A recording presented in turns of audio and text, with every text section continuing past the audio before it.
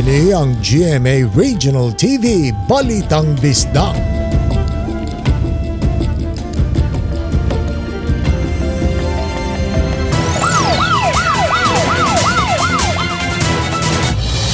Human sa pipila ka tuig nga pagtago-tago, nadakpan na sa kapulisan si rehiyon 7 ang gitudlong leader sa pagtulis sa Oro Sugbo, pinasikad sa warrant of arrest ni atong April 25. Gitulis ang Oro Sugbo Pawnshop sa Dalan, Cebu City ni atong Nobyembre 25, 2023. Kapin sa 14 million pesos nga balor sa mga alahas ang nada sa mga tulisan. Uging baguhay lang nasikop sa kapulisan ang usa ka alias Jake Camotes dito sa dakbayan sa Karkar. Matud ni PRO7 Director Brigadier General Rodrigo Maranan nga gawas kang Camotes, nadakpa na usab ang uban pa nga mga kauban ni ini.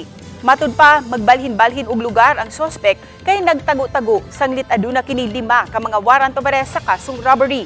Dugang ni Maranan nga duna pay laing 3 ka mga kauban ang sospek nga gipangita nila hangtod karon. We were able to confiscate a caliber 45 and an explosive, a hand grenade from his possession.